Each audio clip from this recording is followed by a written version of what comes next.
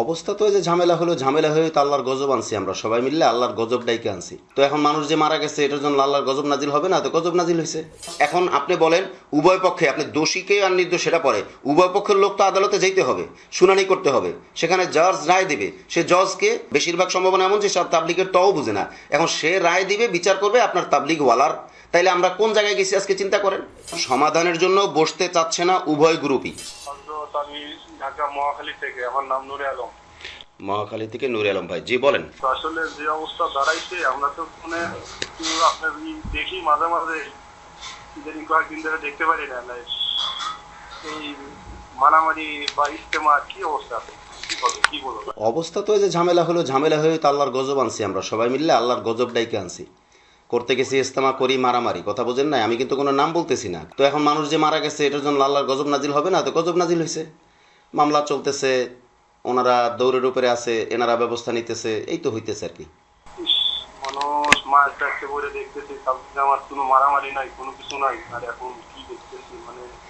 শোনেন, সবচেয়ে বড় ব্যাপারটা কি জানেন? সবচেয়ে বড় ব্যাপারটা হয়েছে আমরা এখন দলান্ধ হয়ে গেছি। যেমন আমি আমারটাকেই বড় মনে করতেছি, উনি ওনারটাকেই বড় মনে করতেছে। এই কারণে এই পরিস্থিতি হয়েছে। নাহলে আপনি যে কথাটা এখন বললেন, যে মানে আপনার যে আফসোস, কি দেখতেছি আমরা, তাবলিগ কি দেখছি, তাবলিগে আমরা যা দেখছি তাতে আমি যদি তাবলিগওয়ালা হয়, আপনি আমাকে থাপ্পড় দিয়ে গেল, আমি কথা বলবো না। এইটা আমরা দেখতে দেখতে বড় হয়েছি। কিন্তু আজকে খুনের পর্যায়ে কেন গেল? যখন খুনের পর্যায়ে গেছে তখন সেটা আর তাবলিগ নেই, তাবলিগের ভাষা এটা না। হয়েছে তো, এখন আপনারা ব্যস্ত থাকেন, বিভিন্ন সময় আপনাদের বিভিন্ন সময় ব্যস্ত থাকেন আপনারা, আপনি আলেম মানুষ দেখি বিভিন্ন, আপনি তো কোরআনের আয়াত সবই জানেন বলেন, সেই ক্ষেত্রে তো আমি যেটা বলি, ভুল হলে তো অবশ্যই সমাধান হবে, বসলে তো সমাধান হবে, তাহলে এরকম হবে কেন? আরে ভাই, সমাধানটা হইব কেমনে? আপনি তো বুঝতেছেন না। আমি যখন ফোনটা ধরলাম তখন আপনার সাথে আমার কথা বলা সম্ভব, কথা খেয়াল করেন আগে। আমি যখন ফোনটা ধরলাম তখন আপনার সাথে আমার বা আমার সাথে আপনার কথা বলা সম্ভব। আমি ফোনই ধরতেছি না, আপনি কথা বলবেন কিভাবে? তো আপনি বলতেছেন যে এরকম হবে কেন? ভুল হলে সমাধান আছে, সমাধানের রাস্তায় তো হাঁটতে হবে।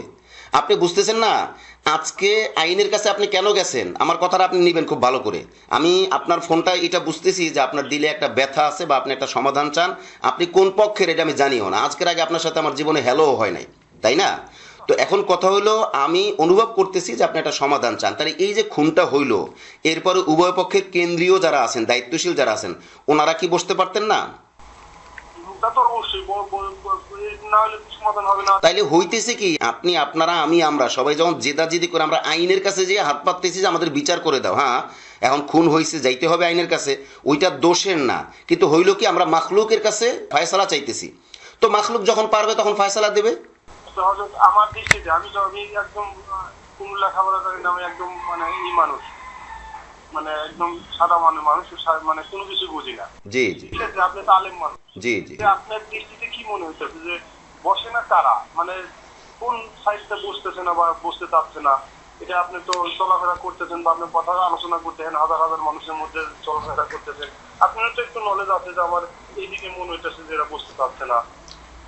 সমাধানের জন্য বসতে চাচ্ছে না উভয় গ্রুপই।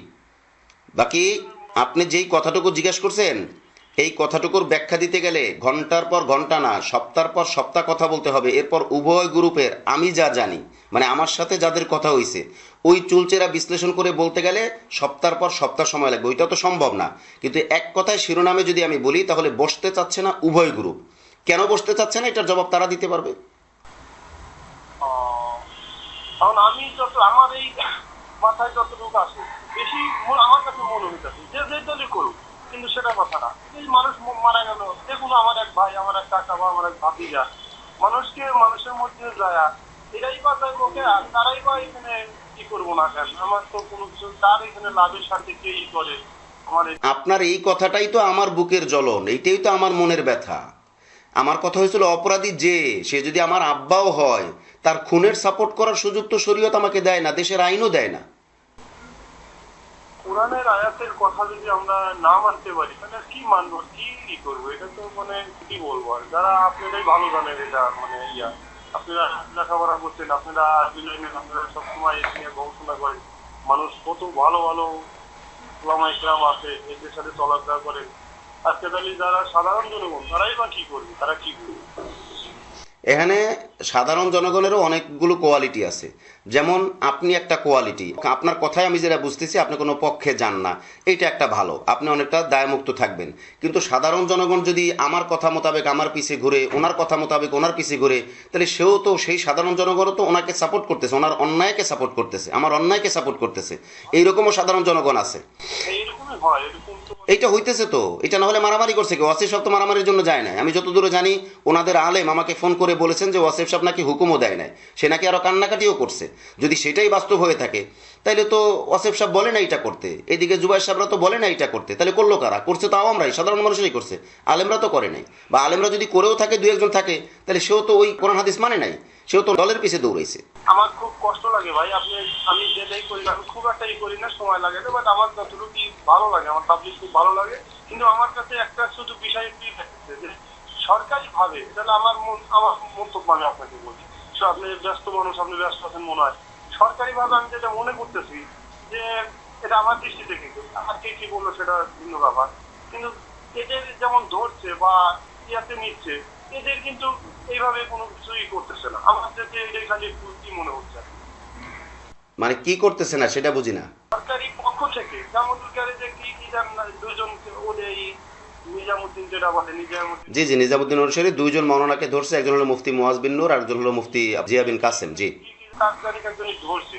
সেই ক্ষেত্রে তাহলে তারা দোষী হয়, ঠিক আছে, দোষী হলে তাকে অবশ্যই ধরবে, তাকে সাজা দিবে, এই ঠিক, এটা আমি চাই যে এটা হবে।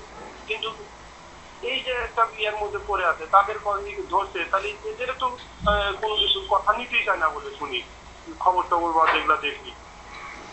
না, নিতে চায় না বলতে ওনারা তো ওনাদের সংবাদ সম্মেলন করতেছেন, এনারা এনাদের সংবাদ সম্মেলন করতেছেন, ঘটনা ঘটার পরে এনারা মামলা করছেন, মানে এটা তো আইনি প্রক্রিয়া, কথা বুঝছেন? এইখানে এখন ব্যাপার হয়েছে, আমাদের রাষ্ট্র আসলে হয় কি, রাজনৈতিক প্রভাব থাকে, দলীয় প্রভাব থাকে, এগুলো থেকে আমাদের আইন বা আমাদের বিচার ব্যবস্থা কখনোই মুক্ত ছিল না। তো এগুলোরও কিছু প্রভাব পড়ে। আর একটা ব্যাপার হলো, আইনি প্রক্রিয়াই তো লম্বা। আপনার সাথে আমার একটা ঝামেলা হয়েছে, আপনি গিয়ে মামলা করছেন, আমি দোষী হই বা নির্দোষী আমাকে জবাব দিতেই হবে, তার মানে দুইজনের আদালতে যাইতেই হবে। এটা বছরের পর বছর বা মাসের পর মাস লেন্দি প্রসেস, বেশিরভাগই বছরের পর বছর। তো আইনি প্রক্রিয়ার মধ্যে আমি তো ওই কথাটাই দুঃখের কথা আপনাকে বললাম যে আজকে আমরা মাখলুকের কাছে সাহায্য চাইতেছি, যে কারণে আজকে আমাদের কপালে লানত। এখন আপনি বলেন, উভয় পক্ষে, আপনি দোষীকে আর নির্দোষ সেটা পরে, উভয় পক্ষের লোক তো আদালতে যাইতে হবে, শুনানি করতে হবে, সেখানে জজ রায় দেবে। সে জজকে, সে তাবলিগের, বেশিরভাগ সম্ভাবনা এমন যে সে তাবলিগের তও বুঝে না, এখন সে রায় দিবে, বিচার করবে আপনার তাবলিগ ওয়ালার। তাইলে আমরা কোন জায়গায় গেছি আজকে চিন্তা করেন। আমাদের আমলের কমতি আছে ভাই, বুঝলেন? অবশ্যই আমলে কমতি আছে, 100%। আপনি অনেক গুরুত্বপূর্ণ কথা বলছেন, জাযাকুমুল্লাহ, জাযাকুমুল্লাহ। আমরা নামাজ পড়ি, গুনাহ করি, মিথ্যা কথা বলি, আজকে আমাদের এই জন্যই অবস্থা। যাকে আল্লাহ আপনাকে হায়াতে তওবা দান করুক, সুস্থ থাকেন, আপনি যতটুকু করতেছেন আপনি আল্লাহর জন্য। আপনার জন্য দোয়া করি, আপনার কাছে দোয়া চাই। জি, জাযাকুমুল্লাহ। জি, আসসালামু আলাইকুম।